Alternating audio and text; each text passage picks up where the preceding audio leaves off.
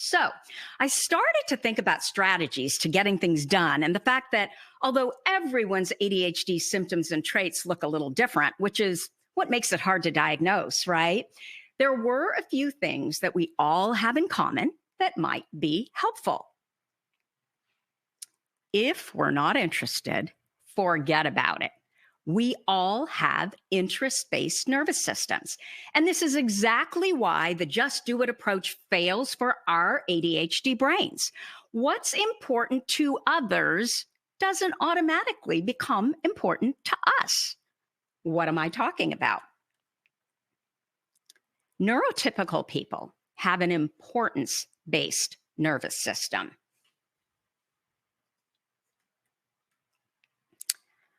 If it's important to their parents, teachers, coaches, partners, bosses that they get something done, they'll just do it.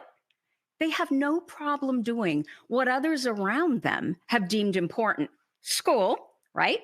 Even if they're not interested. We, however, with ADHD, have interest-based nervous systems.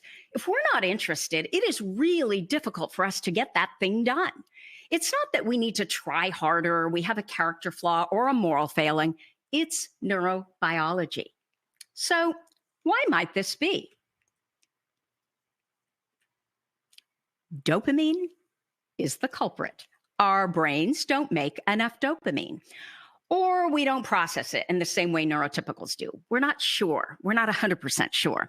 So dopamine is that feel-good neurotransmitter that's responsible for feeling pleasure, reward, motivation. It's also responsible for learning and focus. It affects all those executive functions that we were talking about earlier. Our ability or struggles with planning, scheduling, time management, motivation, emotional regulation, etc. These are all skills that affect how we get things done, right? Now, if we're interested in doing that thing, we can do it quite well and likely better than you neurotypicals. Thank you very much. But when we're not interested, we struggle. And then people think she's all over the place. She can't focus, which isn't true. What is true is we can't focus on the things you want us to focus on, but we can focus on the things that we're interested in, so much so that we hyperfocus and lose track of time.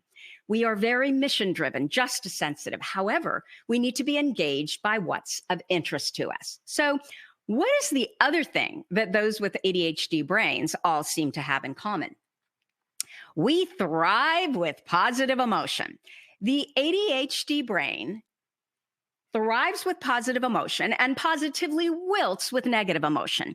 And this would make perfect sense because positive emotion, feeling good, being proud of ourselves also fires that elusive dopamine. And it makes it easier for us to accomplish those tasks we're interested in and also makes it possible for us to complete those tasks we are uninterested in.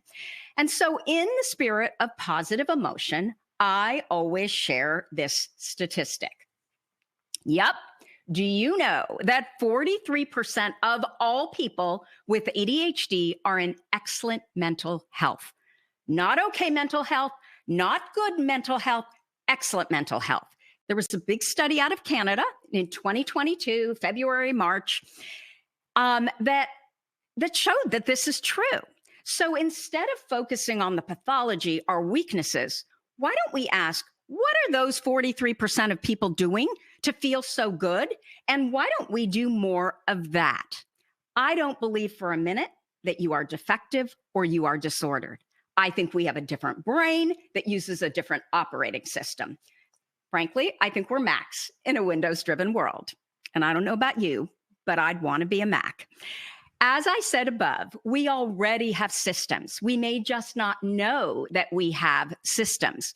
And after 5 years of interviewing and talking to thousands of women with ADHD, I have never met an ADHD woman who wasn't truly brilliant at something. And what I know for sure is that we can all feel and do a lot better knowing that we're not defective or disordered, just different. So that begs the question, what else generates positive emotion and how do we use it to accomplish more in the new year? When you have a task that you need to complete, ask yourself, how do I make it more fun, make it more challenging, make it more social? So, in the case of this book, this can look like, I don't know, working in a coffee shop instead of sitting here, in my house at my desk, working with friends who are spending time working on their own tasks, setting a timer and challenging myself to finish a task in 45 minutes and then trying to beat that time. In the case of getting the house picked up, I could wash the dishes and listen to music or a podcast. If I picked up everything off the counters and put it away last time in 15 minutes, I could challenge myself to do it in 10 minutes this time. I could call a friend when I'm trying to get the house picked up. For you, neurotypical parents or partners, I have a bonus for you. You want us to get something done for you? Make us think it's our idea and then bowl us over with all of the positive emotion once we do it. Better yet, jump in and help us, because that makes it more social, right? What we need is a lot less nagging and a lot more nurturing. By the time an ADHD child is 10, they hear 20,000 more negative messages than a neurotypical child does. Can you imagine what that does to their sense of self-worth? Try positive emotion. You'll be surprised at how much better it works.